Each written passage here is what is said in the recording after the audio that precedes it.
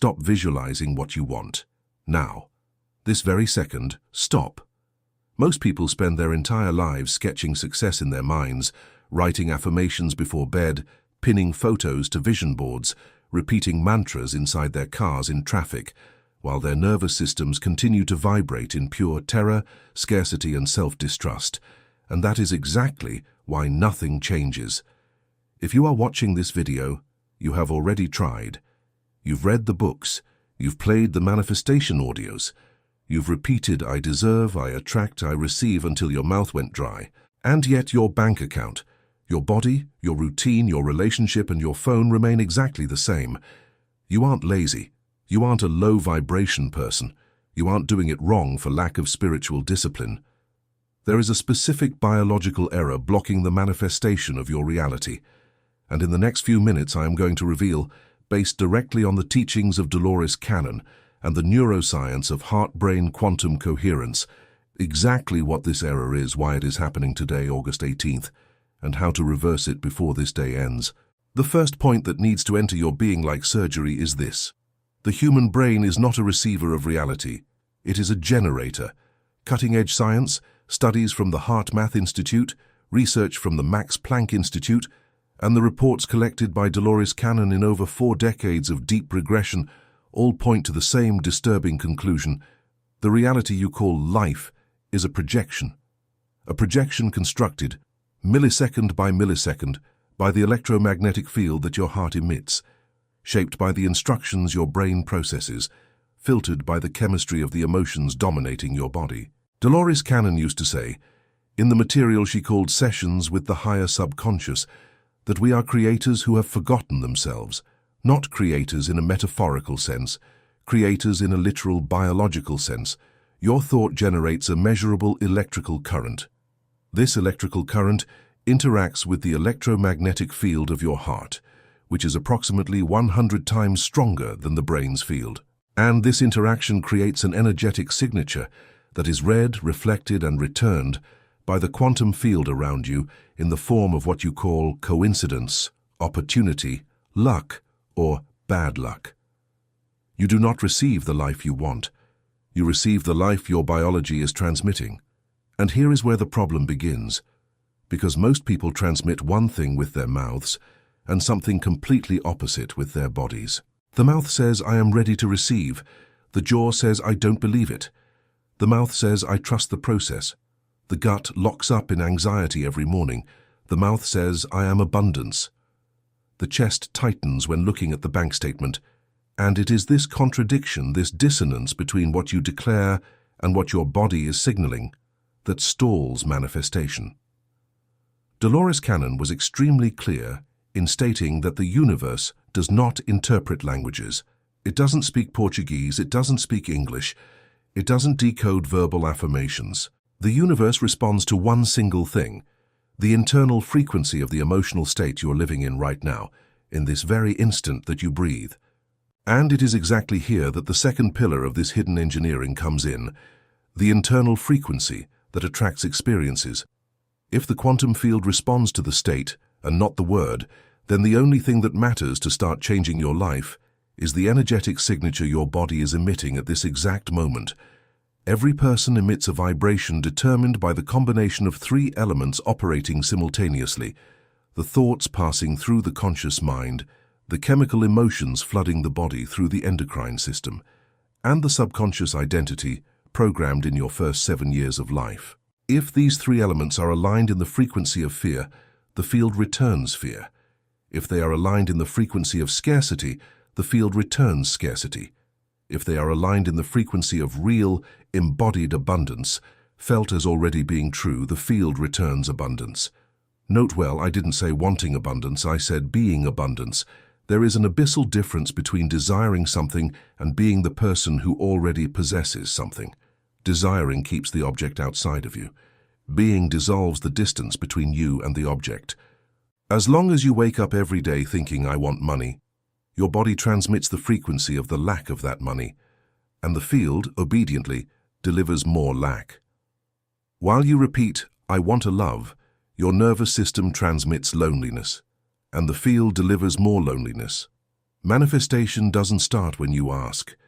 Manifestation starts when you stop asking, because internally you already know, feel, and live as if the request was answered long ago. Dolores Cannon reported case after case of people who, under deep hypnosis, accessed parallel realities where their desires were already accomplished facts, and these same people, upon waking, saw these facts materialize in physical reality within weeks. The mechanism is always the same: elevate the internal frequency to the point where the body believes, without asking permission from the rational mind, that the desired is already present. And this is precisely where 97% of people stop. Because elevating the internal frequency is not an intellectual technique, it is a reconfiguration of biology. And the biology of your current identity was built over 20, 30, 40 years of emotional repetition. You aren't going to undo that with an afternoon of visualization. That is why I prepared the Imán da Prosperidad for you. It's not a course, it's not an e-book. It is a 28-day journey designed to deactivate the identity of scarcity imprinted on your nervous system and, in its place, imprint the frequency of real abundance, spiritual, emotional, and financial. 28 days because that is the minimum time neuroscience points to for the formation of new, stable neural pathways. 28 days because that is what your body needs to dismantle the chemical addiction it has to cortisol, to anxiety, to distrust, and begin to operate at a new baseline of coherence. If you feel deep down that you have spent your entire life transmitting the wrong signal, the link for the Imán da Prosperidad is in the first pinned comment right below this video. Don't leave it for tomorrow, because tomorrow is made of the frequency you are emitting today. And if you have understood now that your reality responds to your state and not your words, comment down below with the phrase, "I already am what I want to attract." Write the phrase, feel the phrase. Let the phrase record a new instruction in your nervous system. Now we enter the third pillar of this architecture, the real secret of intention and manifestation.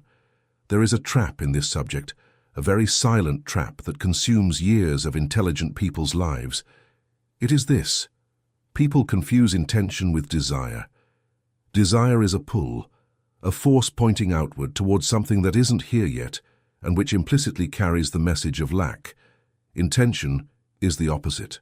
Intention is the silent, engineered, coherent decision that something is already on its way, is already yours by right, and that the only thing remaining is for the linear time of the universe to catch up to what your consciousness has already anchored. Dolores Cannon used to say that the subconscious, what she also called the higher self, does not respond to pleas. It responds to commands, and the command only has strength when it is born from within a person who is not divided between two realities at the same time. Most people emit cracked commands. They say, "I will prosper," while an internal voice whispers, "But you never succeeded before." They say, "I will find my love," while the body screams, "You are not worthy." They say, "I will heal my body," while the mind anticipates the worst diagnosis. This divided command is the energetic equivalent of you sending two letters at the same time, one asking for marriage and the other asking for divorce.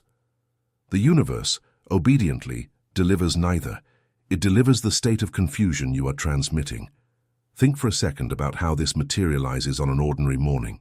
A person wakes up, puts on a manifestation audio with 2 million views on their headphones, takes a deep breath, feels a slight morning euphoria, writes in their notebook, "Today, I am prosperous, I am deserving, I am receptive." 5 minutes later, they open their email and see the credit card bill. Their chest locks up. The sympathetic nervous system fires. Cortisol spikes. The frequency of fear installs itself like a toxic cloud throughout the entire body. And they will spend the next 10 hours of the day, 10 hours vibrating in that state. Then at night, they repeat 3 minutes of affirmations before bed and wonder why life doesn't improve. It doesn't improve because their biology transmitted for 10 hours straight the command, "I am vulnerable, I am vulnerable, I am vulnerable," while the conscious mind transmitted for a total of 6 minutes the opposite command. The field listens to the majority, always. For manifestation to occur, the conscious and subconscious minds need to operate in the same direction for most of the day, And this is not philosophy. This is applied neurophysiology. When the prefrontal cortex, which is the seat of conscious will, enters into synchrony with the limbic system, which is the seat of subconscious emotion, the brain enters a state called global coherence. In this state, brainwaves become organized.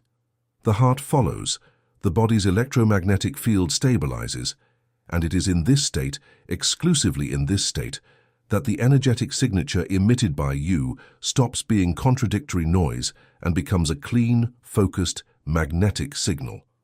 It is like the difference between a poorly tuned radio full of static and a station transmitting at high frequency with crystal clarity. The universe only receives the crystal signal. The noise is ignored. And if your life is stagnant, it is because you have been transmitting pure noise for decades. But there is a layer beneath that, a deeper, older, more stubborn layer, and it is the reason why most people will never manage to manifest anything substantial using only conscious techniques. I am talking about the limiting beliefs of the subconscious, what Dolores Cannon called, in the deepest sessions, programmatic contracts. These are instructions recorded in your subconscious mind before you were 7 years old, which stayed there, functioning like an invisible operating system, silently defining what you think is possible, what you think is deserved, and what you think is impossible for you. If at 5 years old you heard that money is the root of all evil, that phrase became code. If at 4 years old you saw your parents fight over bills, that scenario became identity. If at 6 years old you were humiliated for asking for something, that feeling became a reflex. You grew up, became an adult, read personal development books, took herbal baths, did therapy, attended retreats, but that code was never rewritten. It remains there, running in the background, sabotaging every conscious attempt at expansion. When you try to make more money, the code kicks in and creates financial self-sabotage. When you try to truly relate, the code creates distance. When you try to take care of your body, the code creates giving up. This is why positive affirmation alone doesn't work. This is why a vision board alone doesn't work. You cannot reprogram an operating system by painting over the screen. You need to enter the source code. And the source code is only accessible in specific brainwave states, deep alpha, theta, and occasionally delta. States that the ordinary mind, in the fast pace of daily life, practically never reaches without a guided tool. In beta, which is the state of accelerated wakefulness where you spend most of your week, the brain is too busy processing external stimuli, deadlines, notifications, and anticipatory anxiety for any new instruction to penetrate to the layer where beliefs live. It's like trying to write on a wall covered by a steel curtain. The curtain needs to come down. It comes down when brain waves slow down. Theta, especially, is the state of deep hypnosis, of trance, of the 6-year-old child learning the world, of the moment immediately before sleep. This is why the suggestions given by Dolores Cannon in her QHHT sessions had permanent effects. She led the client into theta before any reprogramming. Outside of this state, the instruction slips away. Inside this state, it imprints. And that is exactly why the Iman da Prosperidade exists. It was engineered to take your brain day after day, for 28 consecutive days, to the neurological state where the old code becomes rewritable. It isn't motivation, it is a bypass. If you recognize this pattern in yourself, the link is in the first pinned comment. Decide now, before the next block of automatic beliefs dominates you again. Continuing with the engineering of creation, we reach the pillar that separates those who dream from those who manifest, the integration between visualization, emotion, and connection with the field. Visualization alone is impotent. If you close your eyes and imagine the life you want, but your body remains in the emotional state of the life you have today, visualization is just fantasy. A mental theater without biological consequence. For visualization to transform into an instruction for the field, it must be accompanied by the emotion corresponding to the imagined reality. And here is the detail that Dolores Cannon repeated to exhaustion in her final sessions. It is not enough to imagine the new car, you need to feel the gratitude of already driving it. It is not enough to imagine the value in the account, you need to feel the security of already having it. It is not enough to imagine the ideal partner, you need to feel the completeness of already being by their side, because emotion is the electromagnetic fuel of thought. Without emotion, thought is a weak wave that dissipates before leaving your body. With emotion, thought transforms into a dense, charged pulse, capable of imprinting a mark on the fabric of the quantum field, and the body does not distinguish between a reality imagined with intense emotion and a reality actually lived. That is why, when you remember an old trauma, your heart races as if it were happening now. That is why, when you imagine an embarrassing situation, you feel real shame, with real blushing and real sweating. The nervous system treats emotion-charged imagination as fact. And if you can train your imagination to carry the emotion of the reality you want, your nervous system will begin to operate as if that reality were already present, and the field, which only mirrors the state of your nervous system, will begin to organize external events to correspond to that internal state. This is the mechanics. There is no mysticism here. There is the physics of the electromagnetic field. There is the biology of perception. There is the neuroscience of coherence. You imagine, you feel, the body transmits, the field responds. And if you learn to do this every day, with discipline, with intensity, with ritual, you will no longer need to try to control external reality. External reality will begin to rearrange itself around you. And there is a moment in the energetic calendar that exponentially amplifies this process. That moment is now, today, this Tuesday, August 18th. It is no coincidence that you reached this video today. Specific dates function within the quantum mechanics of collective consciousness as windows, points where the field is more receptive, more malleable, faster to respond to clear intentions. Not because there is magic in the number itself, but because there is something more subtle and more powerful. The effect of synchronized attention. When thousands of people around the world focus their minds and hearts on the same theme on the same day, collective consciousness forms an amplified field. Dolores Cannon reported, especially in the final volumes of her work, that there are temporal bifurcation points, moments when the conscious observer can jump from one timeline to another with much less effort than on ordinary days. Today is one of those points, and what you do internally today, the state you choose to embody today, the decision you make today about who you are from now on, carries a disproportionate weight compared to any other day this month. It is like a lever. The same physical effort, applied in the right place at the correct angle, moves a stone 10 times larger. This is the dynamic of this date. There is yet another factor, more silent, that Dolores Cannon pointed out as the reason why certain dates transform into real portals: the accumulation of intention. By the time you reach mid-August, the field has already been worked on for weeks by millions of minds that anticipated the moment, that researched it, that felt the expectation. This density of collective attention functions like fertile soil. A seed planted in fertile soil sprouts much faster than an identical seed planted in dry earth. Your intention today falls on fertile soil. This doesn't mean it will sprout on its own. You still need to plant. You still need to water. You still need to sustain the emotional state corresponding to what you sowed in the coming days. But the response rate is geometrically higher than on an ordinary Tuesday in October. But there is a problem. You can understand all of this rationally and still not be able to use the window, because knowing is not the same as being. You can understand that today is a portal, and still remain within the same frequency of anxiety, doubt, and self-sabotage that has accompanied you for the last 10 years.